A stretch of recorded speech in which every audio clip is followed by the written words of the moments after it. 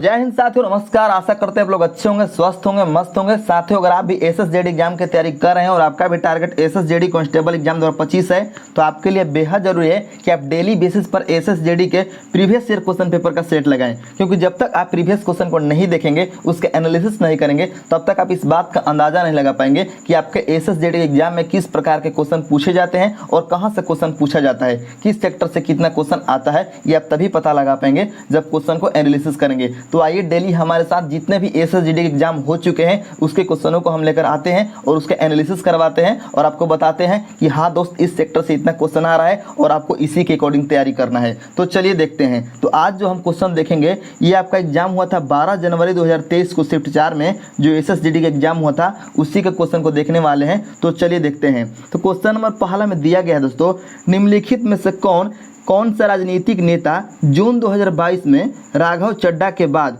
राजेंद्र नगर दिल्ली से विधानसभा का सदस्य बना? कौन सा राजनीतिक नेता जून 2022 में राघव चड्ढा के बाद राजेंद्र नगर दिल्ली से विधानसभा का सदस्य बना? तो आपका सही आंसर हो जाएगा दुर्गेश पाठक। तो ये एक क्वेश्चन आपका करेंट अफेयर्स का हो गया, ये गिनते रहिएगा, ठीक है। और इस क्वेश्चन का सही आंसर हो गया दुर्गेश पाठक, यानी ऑप्शन नंबर 3। नेक्स्ट है आपका 2 नंबर क्वेश्चन। 2 नंबर क्वेश्चन में कहा जा रहा है, भारत के संविधान के किस भाग में संघ लोक सेवा आयोग की शक्तियाँ और कार्य शामिल है?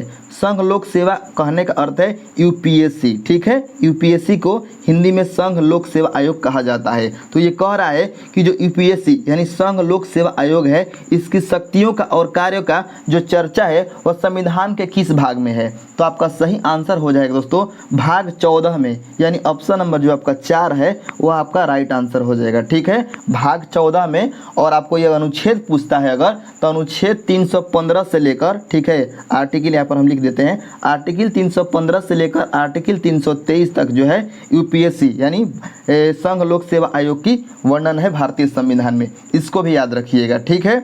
नेक्स्ट है आपका 3 नंबर क्वेश्चन। 3 नंबर क्वेश्चन में दिया गया है दोस्तों, रूसा भारत के राज्य विश्वविद्यालयों के समृद्ध विस्तार के वादे को आगे बढ़ाने में केंद्र सरकार का योगदान है। रूसा का मतलब क्या है?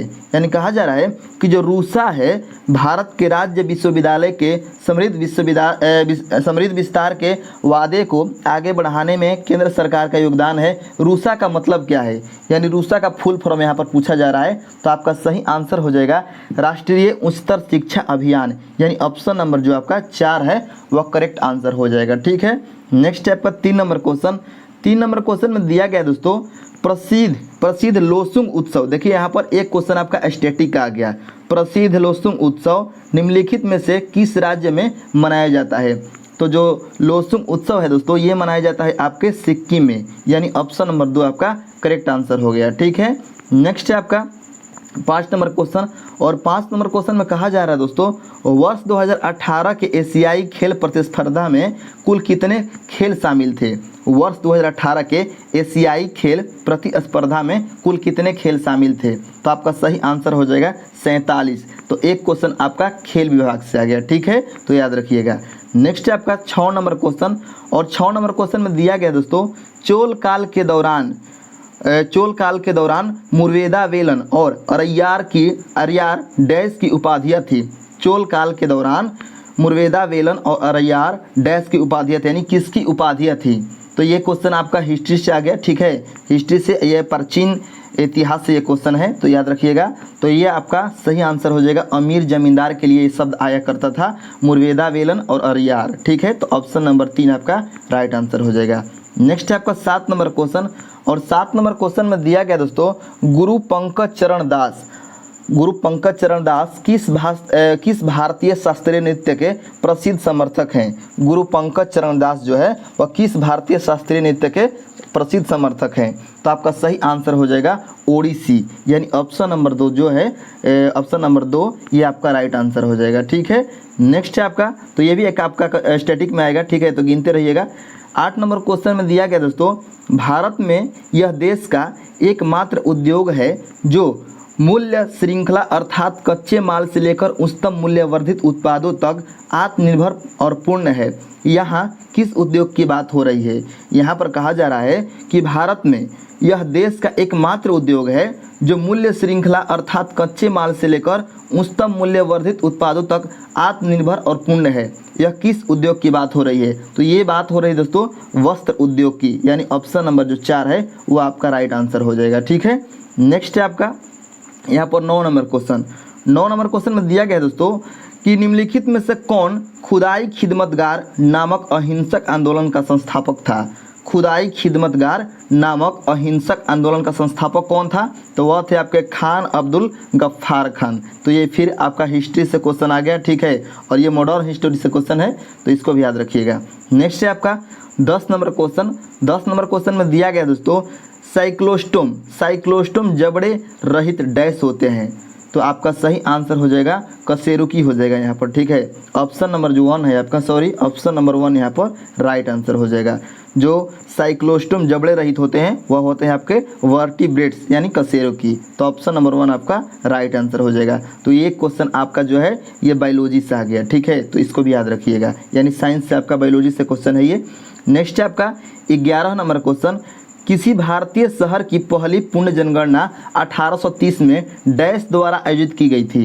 कहा जा रहा है यहाँ पर कि कोई भारतीय शहर था जिसकी पहली पूर्ण जनगणना 1830 में किसके द्वारा आयोजित की गई थी? तो आपका सही आंसर हो जाएगा दोस्तों यहाँ पर हेनरी वाल्टर के द्वारा, यानी ऑप्शन नंबर जो 2 है वह राइट आंसर हो जाएगा। ठीक है, हेनरी वाल्टर के द्वारा। तो ये भी एक क्वेश्चन आपका हिस्ट्री से है। ठीक है, तो याद रखिएगा, गिनते रहेगा कि किस सेक्टर से कितना क्वेश्चन आ रहा है। 12 नंबर क्वेश्चन में दिया गया है राष्ट्रीय विकास परिषद की स्थापना भारत में डैश में की गई थी, यानी कब की गई थी? राष्ट्रीय विकास परिषद यानी एनडीसी की स्थापना भारत में कब की गई थी?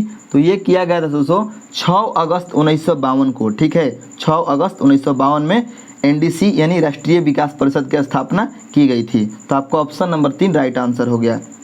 नेक्स्ट आपका 13 नंबर क्वेश्चन। नवंबर 2021 में निम्नलिखित में से किस नर्तक ने कला में योगदान के लिए पद्मश्री जीता? नवंबर 2021 में निम्नलिखित में से किस नर्तक ने कला में योगदान के लिए पद्मश्री जीता? तो आपका सही आंसर हो जाएगा मंजमा जोगती। मंजमा जोगती आपका राइट आंसर हो जाएगा। तो ये जो एक आपका क्वेश्चन है ये मान लीजिए अगर करंट से आप जोड़ते हैं तो करंट से भी ये क्वेश्चन कहा जाएगा कि मान लीजिए करंट से भी क्वेश्चन आ सकता है। मतलब ये जो क्वेश्चन है ये करंट के अंतर्गत भी आ सकता है और स्टैटिक जीके के अंतर्गत भी ये क्वेश्चन आ सकता है। ठीक है, तो ये दोनों मानकर चलिएगा आप। नेक्स्ट है आपका 14 नंबर क्वेश्चन।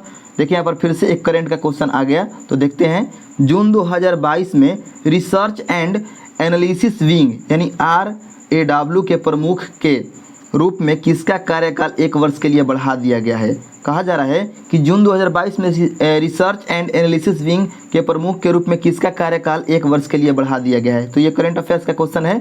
इसका राइट आंसर हो जाएगा सामंत गोयल। ठीक है, सामंत गोयल। नेक्स्ट है आपका 15 नंबर क्वेश्चन। और 15 नंबर क्वेश्चन में दिया गया है दोस्तों व्यक्तिगत प्रयोज्य आय के संबंध में निम्नलिखित में से कौन सा सही है? व्यक्तिगत प्रयोज्य आय के संबंध में निम्नलिखित में से कौन सा सही है? तो आपका सही आंसर हो जाएगा दोस्तों यहाँ पर व्यक्तिगत प्रयोज्य आय बराबर, ठीक है, व्यक्तिगत प्रयोज्य आय बराबर व्यक्तिगत आय माइनस व्यक्तिगत कर भुगतान माइनस गैर कर भुगतान, यानी ऑप्शन नंबर जो 2 है वह राइट आंसर हो जाएगा। ठीक है, ऑप्शन नंबर 2। तो इस बात को भी याद रखिएगा, ये आपका इकोनॉमिक का क्वेश्चन हो गया। ठीक है, नेक्स्ट आपका 16 नंबर क्वेश्चन। और 16 नंबर क्वेश्चन में दिया गया दोस्तों निम्नलिखित में से किस तत्व की परमाणु त्रिज्या सबसे कम है? देखिए यहाँ पर फिर से केमिस्ट्री का क्वेश्चन आ गया। तो ये साइंस से क्वेश्चन आपका हो गया। ठीक है, तो कहा जा रहा है कि किस तत्व की परमाणु त्रिज्या सबसे कम है? तो यहाँ पर ऑक्सीजन जो है दोस्तों, ऑक्सीजन की परमाणु त्रिज्या जो है सबसे कम है, क्योंकि ऑक्सीजन की परमाणु जो त्रिज्या है वह होता है 66। ठीक है, और लिथियम की अगर हम बात करते हैं तो लिथियम की परमाणु त्रिज्या होता है 152 और बेरिलियम की जो है होता है 112 और बोरॉन की होता है 87। ठीक है, तो इन चारों में से किसका कम है? तो वह है आपके ऑक्सीजन का। तो ऑक्सीजन आपका राइट आंसर हो जाएगा। नेक्स्ट आपका 17 नंबर क्वेश्चन। निम्नलिखित में से किस अंतर्राष्ट्रीय ओलंपिक समिति के सत्र में थॉमस बाख के ओलंपिक एजेंडा 2020+5 पर चर्चा की गई? कहा जा रहा है क्वेश्चन में कि निम्नलिखित में से किस अंतर्राष्ट्रीय ओलंपिक समिति के सत्र में थॉमस बाख के ओलंपिक एजेंडा 2020+5 पर चर्चा की गई? तो आपका राइट आंसर हो जाएगा 17 नंबर क्वेश्चन का 137वां सत्र वर्चुअली आयोजित हुआ। ठीक है, तो ये करंट का क्वेश्चन है, इसको भी आपको देखते रहना है। करेंट आपको देखना है 2024 का, क्योंकि आपका एग्जाम होगा 2025 में। कौन सा जल निकाय भारत को पश्चिम में घेरता है? कौन सा जल निकाय भारत को पश्चिम में घेरता है? तो आपका सही आंसर हो जाएगा अरब सागर। अरब सागर जो है ये भारत के पश्चिम में है। ठीक है, नेक्स्ट है आपका 19 नंबर क्वेश्चन, प्रथम पंचवर्षीय योजना का उद्देश्य क्या था? तो प्रथम पंचवर्षीय योजना का उद्देश्य था दोस्तों आपका कृषि का विकास करना, यानी ऑप्शन नंबर 1 आपका राइट आंसर हो जाएगा। सॉरी, ऑप्शन नंबर जो 3 है, सॉरी ऑप्शन नंबर जो 3 है वह राइट आंसर हो जाएगा। ठीक है, तो ये आपका जो क्वेश्चन है ये पंचवर्षीय योजना से हम अभी जितना मतलब सेट लगा रहे हैं और आपको लगवा रहे हैं उसके अनुसार अगर हम आपको बात करें तो हर एक सेट में यानी जीके जीएस में 20 क्वेश्चन में एक क्वेश्चन आपका पंचवर्षीय योजना से पूछा जा रहा है, यानी इकोनॉमिक के अंतर्गत आता है पंचवर्षीय योजना। ठीक है, तो याद रखिएगा आपको पंचवर्षीय योजना। नेक्स्ट आपका 20 नंबर क्वेश्चन, भारतीय संविधान में समानता के अधिकार में डैश अनुच्छेद में है?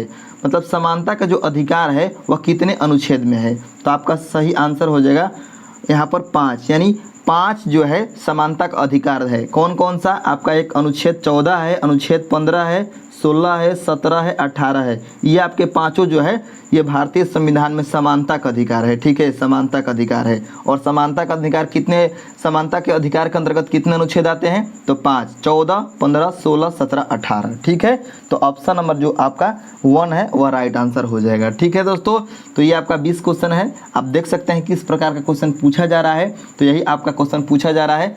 तो मिलते हैं नेक्स्ट वीडियो में, तब तक के लिए धन्यवाद।